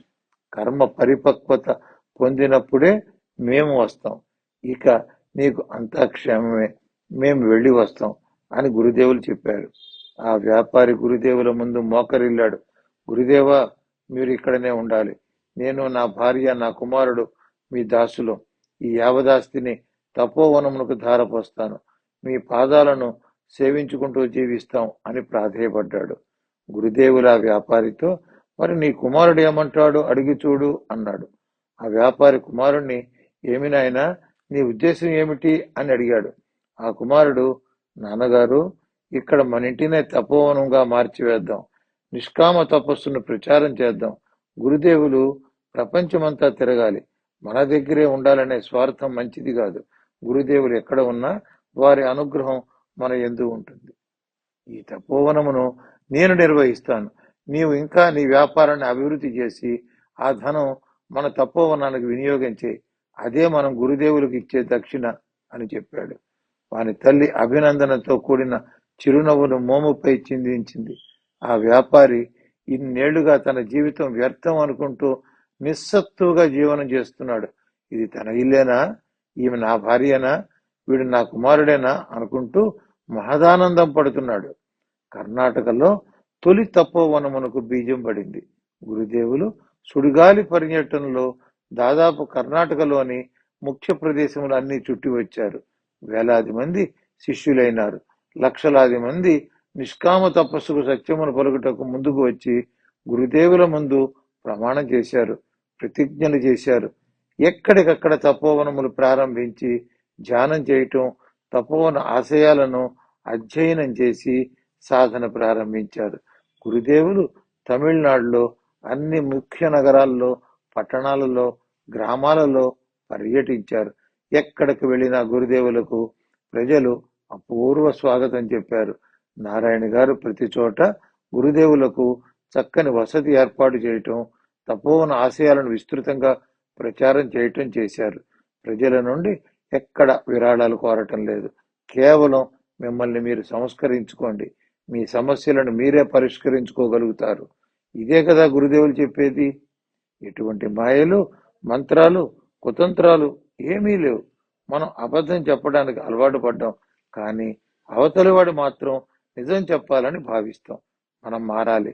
భగవంతుడు ఇచ్చిన అందమైన బ్రతుకును అబద్ధం బ్రతుకును చేసుకుంటున్నాం అని ప్రజలు తెలుసుకుంటున్నారు. గురుదేవుల సందేశం చాలా తేలికగా, సూటిగా, బలంగా అన్ని వర్గాల ప్రజలలోకి వెళుతోంది. ఒక వృద్ధ దంపతులు గురుదేవుల ప్రసంగం వినటానికి వచ్చారు. సభ ముగిసే సమయానికి వారిద్దరూ లేచి నారాయణ గారి వద్దకు వెళ్ళి, మేము జీవిత చరమాంకంలో ఉన్నాం, ఒక్కసారి మా గురుదేవులను మా గృహమునకు తీసుకువెళ్లాలన్న కోరిక బలంగా నాటుకుంది. బహుశా ఇదే మా ఆఖరి కోరిక అని ఆవేదనగా మాట్లాడారు. నారాయణ గారు, రేపు ఉదయం మీ ఇంటికి వస్తాము అని వారికి ధైర్యం చెప్పి పంపించారు. మరునాడు గురుదేవులు శిష్య బృందంతో ఆ వృద్ధ దంపతుల ఇంటికి వెళ్లారు. వారి ఇల్లు నిన్న సభ జరిగిన ప్రదేశానికి అతి దగ్గరలోనే ఉంది. నారాయణ గారు నిన్న రాత్రి చూసినప్పుడు వారిని అతి సామాన్యులు అనుకున్నారు. ఇంటికి వెళ్లి చూస్తే కానీ తెలియలేదు. అది ఒక పెద్ద భవంతి. బయట గేటు వద్ద వాచ్మన్ ఉన్నాడు. వారు రాగానే గేటు తీసి లోపలికి పంపించాడు. ఆ వృద్ధ దంపతులు ఇద్దరూ పోర్టుగల్లో గురుదేవులకు స్వాగతం పలటానికి ఎదురు చూస్తూ నిలబడ్డారు. వేద పండితులు పూర్ణ కుంభంతో గురుదేవులకు స్వస్తి చెబుతూ అద్భుత స్వాగతం చెప్పారు. లోపల విశాలమైన హాలు, అతి ఖరీదైన ఫర్నిచరు, విదేశాల నుండి దిగుమతి చేయబడ్డ షాండ్లియర్స్ తో సహా దగదగలాడిపోతోంది. కింద పర్షియన్ కార్పెట్స్ మెత్తగా ఉన్నాయి. అతి ఖరీదైన సోఫాలు, అందరికీ అల్పాహారం ఏర్పాటు చేశారు. గురుదేవులకు ప్రత్యేక ఆసనం ఏర్పాటు చేశారు. దానిపై కొత్త పట్టు వస్త్రాలు పరిచారు. గురుదేవుల పాదాలను వెండి పళ్ళెంలో కడిగి యథావిధిగా పాదపూజ చేశారు. యువతులు ఇంటికి వచ్చినప్పుడు పాదపూజ చేయటం పాదపూజ చేయటం, గురుదక్షిణ సమర్పించుకోవటం గృహస్థు ధర్మం. నేను గురుదక్షిణగా ఏమి ఇవ్వబోతున్నానో దానిని గురించి వివరంగా చెప్పిన తరువాత, మా గురించి గురుదేవులకు విన్నవించుకున్న తరువాత ఆ గురుదక్షిణ తెలియజేస్తాను అని యజమాని చెప్పాడు. గురుదేవ, ముందుగా మా పరిచయం. నా పేరు సుబ్రహ్మణ్యం, నా భార్య యశోద. ఇద్దరము డాక్టర్లమే. నాకు పిత్రార్జితం చాలా వచ్చింది. ఆమె వారి తల్లిదండ్రులకు ఒక్కతే కూతురు. ఆమె తల్లిదండ్రుల ఆస్తి అంతా ఆమెకే వచ్చింది. మాకు ఇద్దరు పిల్లలు అమెరికాలో ఉన్నారు. వారిద్దరూ డాక్టర్లే. వారి భార్యలు డాక్టర్లే. వారిని ఇక్కడికి వచ్చి ఇక్కడ ప్రజలకు సేవ చేయమని చెప్పాం. వారికి అక్కడ సిటిజన్షిప్ ఉంది. ఇక్కడికి వచ్చే ఉద్దేశమే లేదని ఖచ్చితంగా చెప్పారు. గత 10 ఏళ్లుగా ఒంటరితనం బాధిస్తోంది. మా పూర్వీకులది ఆంధ్రానే. ఇక్కడికి వచ్చి 100 ఏండ్లకు పైమాటే. ఇంట్లో తెలుగు మాట్లాడుకుంటాం. సుబ్రహ్మణ్యం గారు గురుదేవులకు తన కథను చెబుతున్నారు. గురుదేవులు శ్రద్ధగా ఆలకిస్తున్నారు. గురుదేవ, ఎందరో సన్యాసులను చూశాను, పీఠాధిపతులను చూశాను. పూజలు చేశారు, హోమాలు చేశారు, యాగాది క్రతువులు చేశారు, రామాయణ భారత భాగవతాది ఇతిహాసాలను ప్రవచనం చేశారు. ఎవ్వరూ మనోవాక్కాయలను శుద్ధి చేసేందుకు కృషి చేయలేదు. మనస్సు శుద్ధిగా ఉండాలి అని చెప్పినంత మాత్రాన మనిషి మారిపోతాడా? భగవంతుని చేరదలిచినవాడు ఆధ్యాత్మికతను అలవర్చుకోవాలి. ఆధ్యాత్మికత మనస్సుతో ముడిపడి ఉంది. ఆ మనస్సుని శుద్ధి చేసుకోవాలి. మనస్సు శుద్ధి చెందితే మానవుడు శుద్ధి చెందుతాడు, సమాజం శుద్ధి చెందుతుంది. సభ్య సమాజం అంటూ ఉపన్యాసాలు తప్ప మానవులలో పరివర్తన తీసుకురానంతకాలం సభ్య సమాజం అన్న పదానికి అర్థం లేకుండా పోతోంది. గురువులను ఇండ్లకు ఆహ్వానించి వారు చెప్పే మంచి మాటలు వినటం సంప్రదాయం. కానీ మిమ్మల్ని కూర్చోబెట్టి నేను మాట్లాడుతున్నాను అనుకోవద్దు. ఇక్కడకు మిమ్మల్ని ఆహ్వానించింది నా బాధను మీ ముందు చెప్పుకోవటానికే అని సుబ్రహ్మణ్యం గారు చెబుతున్నారు. నా వద్ద 100 పడకల అధునాతన హాస్పిటల్ ఉంది. ఉన్న వాళ్ళ దగ్గర డబ్బులు తీసుకుంటాం, లేని వాళ్లకు ఉచితంగా వైద్యం చేస్తాం. ఈ నగరంలో చాలా చోట్ల, తమిళనాట, తంజావూరు లాంటి పట్టణాల్లో అనేక చోట్ల చాలా చౌకగా 100 ఎకరాలు సేకరించాను. అక్కడ హాస్పిటల్స్ కట్టాలని నేను వయసులో ఉన్నప్పుడు ఆశలు, ఆశయాలు. ఆ వేడి రక్తం ఉరకలు వేయించింది. నిత్యం ఇక్కడ రోగులు. ఈ వైద్యం క్షణం తీరిక లేక ఎక్కడ మరొక ఆసుపత్రి కట్టలేకపోయాను. కేరళలో కూడా కొన్ని స్థలాలు ఉన్నాయి. గురువాయూర్లో ఒక గెస్ట్ హౌస్ కూడా ఉంది. ఊటీలో పెద్ద గెస్ట్ హౌస్, ఫామ్ ల్యాండ్ ఉంది. ఏవి ఎక్కడ ఉన్నాయో కూడా తెలియని స్థితి. గురుదేవా, నేను స్వశక్తితో పైకి వచ్చిన వాడను, దైవభక్తి గలవాడిని. పూజలు వ్రతాలు తక్కువ. ఈ మధ్యనే ముఖ్యమైన క్షేత్రములని దర్శించి వచ్చాం. నేను నా భార్య సత్యమును పలుకుతూ జీవించాం. అసత్యం అన్నది ఎరుగం. ఏనాడు భగవంతుని ఏదీ కోరలేదు. అందుకే నేను సాయంత్రం నారాయణ గారితో గురుదేవులను మా ఇంటికి తీసుకురండి, ఇదే మా చివరి కోరిక ఏమో అన్నాను. ఊహ తెలియక ముందు దేవుని ఏమైనా కోరానో ఏమో తెలియదు. మీరు మానవులను పరివర్తన తీసుకురావటానికి రెండు సూత్రాలు చెప్తున్నారు. సత్యము పలుకుము, నిష్కామ తపస్సు చేయము అని. అది ఈ రోజు వరకు ఆచరిస్తున్న వారం మేము. ఇప్పుడు కూడా మిమ్మల్ని ఏమీ కోరం, మాకు ఏమీ అక్కర్లేదు. నా యావదాస్తిని, హాస్పిటల్కి ఉన్న డిపాజిట్స్ వగైరాలన్నిటినీ మీకు గురుదక్షిణగా సమర్పిస్తున్నాను. 2 రోజుల క్రితం మీరు వస్తున్నట్లుగా నా మనసుకు తెలిసింది.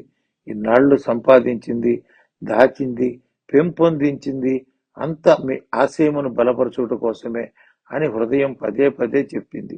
మా ఆడిటర్ లాయర్ వచ్చారు. ఈ రోజు తపోవనం పేరున రిజిస్టర్ చేసి ఇస్తాను. దాని ఏర్పాట్లు నారాయణ గారు చూస్తారు. ఈ ఒక్కరోజు భగవంతుడు మా ఇంట ఉండాలన్నది మా దంపతుల ఆఖరి కోరిక అని వేడుకున్నాడు. గురుదేవులు సంతోషంగా అంగీకరించారు. ఈ రోజు ప్రదోష కాలంలో గురుదేవులు సుబ్రహ్మణ్యం, యశోదాదేవిలతో ధ్యానంలో కూర్చున్నారు. అర్ధరాత్రి వరకు ఆ ఇంటిలో అందరూ మెలకువగానే ఉన్నారు. వారు ధ్యానం చేస్తున్న గది వెలుగుతో నిండిపోయింది. ఆ వృద్ధ దంపతులు కనులు తెరిచారు. వారి కళ్ళ ముందు 2 జ్యోతులు కనిపించాయి. ఆ జ్యోతులలో 2 దివ్య రూపాలు దర్శనమిచ్చాయి. మీ తపస్సు ఫలించింది, మీకు జన్మరాహిత్యాన్ని అనుగ్రహిస్తున్నాం అన్న మాటలు హృదయాన్ని తాకాయి. వారిరువురు బ్రహ్మానంద స్థితి పొందారు. గురుదేవులు వారిపై మంత్రజల్లం చల్లారు. సుబ్రహ్మణ్యం, యశోదలు సాధారణ స్థితికి వచ్చారు. వారికి ఆ దివ్య జ్యోతులలో దర్శనమిచ్చిన రూపం గురుదేవులలో కనిపించింది. వారు తమ అనుభూతిని గురుదేవులకు చెప్పి, ఆ రూపం ఎవరిది, తాము విన్నాము అనుకున్న మాటలు ఎవరివి అని అడిగారు. గురుదేవులు చిరునవ్వుతూ, మీ జన్మ ధన్యమైంది, మీకు దర్శనమిచ్చింది సాక్షాత్తు ఆ పార్వతీ పరమేశ్వరులే. మోక్షాన్ని అనుగ్రహించారు ఆది దంపతులు అని చెప్పారు. మీరిద్దరూ త్వరలో తపోవనమునకు వచ్చి కొంతకాలం తపస్సు చేయండి అని చెప్పారు. నారాయణ గారు తపోవనం నుండి శ్రీధర్ని, అనుపమను త్వరగా చెన్నైకి రమ్మనమని మాట్లాడారు. వారు వచ్చారు. వారిని ఆస్తి వ్యవహారాలు అవి ముగించుకుని వెళ్ళమని నారాయణ గారు చెప్పారు. గురుదేవుల మరునాడు సుబ్రహ్మణ్య గారి ఇల్లు అంతా కలిగి తిరిగి ఆ దంపతుల నుండి వీడ్కోలు తీసుకుని కేరళకు బయలుదేరారు. శంకరాచార్యుల జన్మస్థలం కాలడీని దర్శించారు. అక్కడ ఉన్న పూర్ణ నదిలో స్నానం చేసి శంకరాచార్యుల జన్మస్థలంలో ధ్యానం చేశారు. అక్కడ నుండి గురువాయూరు వెళ్ళారు. అక్కడ డాక్టర్ సుబ్రహ్మణ్యం గారి గెస్ట్ హౌస్కి వెళ్ళారు. ఒక వాచ్మన్తో తన కుటుంబంతో ఆ గెస్ట్ హౌస్ని సంరక్షిస్తున్నాడు. గురుదేవులు వస్తున్నారని భక్తులు సమాచారం తెలుసుకుని వారి దర్శనార్థం వచ్చారు. గురుదేవులు వారందరితో ధ్యానం చేయించారు. ఒక భక్తుడు గురుదేవులను వినయంగా ఒక ప్రశ్న వేశాడు. గురుదేవా, చాలా మంది గురువులు, ప్రజలు హోమాలు చేయిస్తారు, మీరు ఎప్పుడు పూజలు హోమాలు జరిపించరు ఎందుకు చేత అని అడిగాడు. గురుదేవులు చిరునవ్వుతో ఆ భక్తుని దగ్గరకు పిలిచి తన పక్కన కూర్చోబెట్టుకున్నారు. మొదట్లో నీవు మాకు దూరం నుండి నమస్కరించావు, తర్వాత దూరంగా కూర్చుని ధ్యానంలో పాల్గొన్నావు, తర్వాత ముందు వరుసలో కూర్చోడానికి తహతాలాడావు, నేడు ప్రశ్నించడానికి ముందుకు వచ్చావు అన్నారు. ఆ భక్తుడు భయపడి, అపరాధాన్ని మన్నే క్షమించండి గురుదేవా, అజ్ఞానంతో ప్రశ్నించాను అన్నాడు. లేదయ్యా, లేదు. గురువు బాధపడేటట్లు, గురువుని కించపరిచేటట్లు ప్రశ్నలు వేయరాదు. జిజ్ఞాసతో కూడిన ప్రశ్నలు వేస్తే గురువుకు చెప్పడానికి ఆనందం కలుగుతుంది. ఆ ప్రశ్న జవాబులు అందరికీ ఉపయుక్తం అవుతాయి. సందేహాలను గురువు దగ్గర దాచరాదు. గురువులు ఉన్న సందేహ నివృత్తి చేయటం కోసం అన్నారు. ఒక భక్తుడు భగవంతుని యందు భక్తి కలిగి ప్రార్థించాలి అంటే ఆ భక్తునికి భగవంతుని రూపం కావాలి. అందుకే ఒక ఫోటో కానీ ఒక ప్రతిమను కానీ పెట్టి పూజలు చేయాలి. నిత్యము భక్తితో సాధన చేస్తూ భగవంతుని ఆరాధించే ప్రాథమిక దశలోనే ఫోటోలు, ప్రతిమలు, పూజలు. తరువాతి దశ మంత్రం. సాధన పరిపక్వ దశ చేరుకున్నప్పుడు భగవంతునికి వేరే రూపము, పూజలు, ఉపచారాలు ఏవీ అవసరం లేదు. ఆ మంత్రమే పరమాత్మ. మన ధ్యేయం పరమాత్మను దర్శించడమే. అష్టాంగ యోగముల ద్వారా శారీరక మానసిక శుద్ధి జరిగి మనస్సుకు పవిత్రత చేకూరుతుంది. ఆ మనస్సును పరిశుద్ధమైన పుష్పముగా పరమేశ్వరునికి అర్పించడమే నిష్కామ తపస్సులోని రహస్యం. నిన్ను నువ్వు శుద్ధి చేసుకోవటానికి ఎన్నో ఏండ్ల సాధన చేస్తున్నావు. నీవు ఒక ఊరు వెళ్ళాలంటే ఇంటి నుండి రిక్షా ఎక్కి రైలు స్టేషన్కి వెళ్ళాలి, లేదా బస్ స్టాండ్ వెళ్ళాలి. మరి అమెరికాకు వెళ్ళాలంటే విమానం ఎక్కాలి. మరి భగవంతుని చేరాలంటే యోగ మార్గంలో పయనించాలి. అనేక కక్షలు దాటి భగవంతుని చేరాలి. నీ దొడ్డిలో పూచిన పూలో బజారులో తెచ్చిన పూలో తెచ్చి పూజ చేస్తే ఒక గంటకో లేదా సాయంత్రానికో వాడిపోతాయి. మరునాడు నిర్మాల్యం తొలగించేదాకా ఆ పూలు భగవంతునికి అసౌకర్యమే కదా. సద్గుణాలను అలవరుచుకొని దుర్గుణాలను త్యజించి యోగాసనములతో శరీర దారుఢ్యం కలిగిన ఒక దృఢమైన మనస్సును పరమ పవిత్రంగా మలుచుకుని ఆ పరమాత్మకు ఒక పవిత్ర పుష్పంగా సమర్పించుకున్నట్టే తపస్సు. ఆ పరమాత్మకు మనస్సును సమర్పించిన తరువాత ఇక ఆ మనస్సు మనది కాదు. అది ఏ కోరికలు కోరకూడదు. ఆ స్థితి ఒక్క రోజులో కలిగేది కాదు. అందుకే ప్రారంభం నుండి నిష్కామ తపస్సుకు అభ్యాసం చేయిస్తున్నాం. ఆఖరి దశలో నారాయణ అని స్మరించిన వారికి ఆ శ్రీ మహావిష్ణువు మోక్షమును అనుగ్రహిస్తాడు అని పురాణాలు చెబుతున్నాయి. జీవితమంతా విలాసాలతో గడిపిన వారికి అనుక్షణం ఆర్థిక లావాదేవీలతో జీవితాన్ని సంపదల కోసమే వెచ్చించిన వారికి ఆఖరి దశలో నారాయణుడు గుర్తుకొస్తాడా? ఆ వ్యామోహాలే చుట్టుముట్టి ఉంటాయి. అందుకే కొంత సమయం భగవరారాధన అవసరం. శుద్ధత లేని మనస్సుతో ఎన్ని పూజలు చేసినా అవి పరమేశ్వరుని చేరు. దశరథ మహారాజు తన భార్య కైకేయికి పూర్వం ఎప్పుడో 2 వరాలు ఇచ్చాడు. ఆ 2 వరాలు ఇప్పుడు కావాలని అడిగింది. సరే అడుగు, ఇస్తాను అన్నాడు. రాముడు 14 సంవత్సరాల పాటు అరణ్యవాసం చేయాలి. నేను కన్న కొడుకు భరతునికి పట్టాభిషేకం జరగాలి. ఇవే నేను కోరే వరాలు అన్నది. దశరథుడు అంగీకరించలేను అని బ్రతిమిలాడాడు. రాముడు దశరథుడు ఇచ్చిన వరాల సంగతి తెలుసుకున్నాడు. వరములు ఇవ్వటం అంటే తాను పలికిన పలుకు నిజం చేయటం. వరములు ఇవ్వను అంటే దశరథుడు అసత్యం పలికిన వాడవుతాడు. అసత్యం పలుకుట వలన కలిగే దోషము జన్మ జన్మలలో సంపాదించుకున్న పుణ్యములను హరించి వేసి అధోలోకాలకు నెట్టివేస్తుంది. తన తండ్రికి అటువంటి దుర్గతి కలగకూడదని తన తండ్రి ఇచ్చిన వరములను అమలుపరిచేలా చేశాడు. అందుకే కొత్తగా వచ్చిన వారికి సగుణోపాసనతో భగవంతుని మదిలో నిలిపి తర్వాత నిర్గుణోపాసనతో భగవంతుని చేరువ చేస్తున్నాం అని చెప్పారు. గురుదేవులు బస చేసిన గెస్ట్ హౌస్ కి దగ్గరలోనే ఒక గ్రామం ఉంది. అక్కడ ఒక స్వామి నిరంతరం ధ్యానంలో ఉంటారని, వారిని దర్శించాలని కేరళలోని భక్తులు గురుదేవులను ప్రార్థించారు. వారందరూ ఆ స్వామిని చూడటానికి వెళ్లారు. వీరిని చూడగానే అక్కడ వారు వచ్చి గేటు తీశారు. గురుదేవులు కారు దిగి ఆ ప్రదేశాన్ని చూశారు. భవంతి చూడముచ్చటగా ఉంది. ముందు 2 ఎకరాల ఖాళీ స్థలం ఉన్నది. ఒక పక్క మూల భాగంలో చిన్న పర్ణశాల వంటిది ఉన్నది. గురుదేవులు ఆ పర్ణశాలలోకి వెళ్లారు. వెంట నారాయణ గారు ఇతరులు వెళ్లారు. ఆ స్వామి ధ్యానంలో ఉన్నాడు. వీరు వచ్చిన అలికిడికి కనులు తెరిచి సాదర స్వాగతం పలికారు. గురుదేవా, వచ్చావా? నీ కోసం ఎదురు చూస్తున్నాను. నీవు వస్తావని నాకు మార్కండేయ స్వామి నుండి ఆదేశం వచ్చింది. ఎప్పుడూ దేహత్యాగం చేయవలసిన వాడిని, నీకోసం ప్రాణాలు నిలబెట్టుకుని ఉన్నాను అని అర్ఘ్యపాద్యాలతో సత్కరించాడు.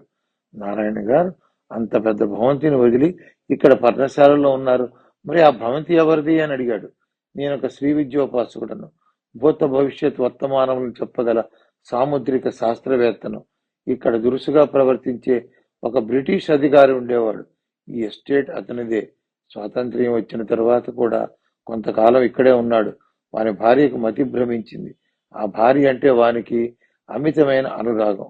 ఆమెకు నేను అమ్మ కృప వలన నయం చేశాను. వానికి నా యందు విపరీతమైన గురి ఏర్పడింది. ఇంగ్లాండ్ వెడుతూ తన యావదాస్తిని నాకు ఇవ్వబోయాడు. నేను విరక్తుడనే ఉన్నాను, స్వీకరించలేనని చెప్పాను.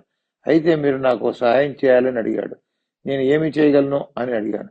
ఈ ఎస్టేట్ ఏదైనా ధార్మిక కార్యక్రమానికి వినియోగించమని కోరాడు. నేను సరేనన్నాను.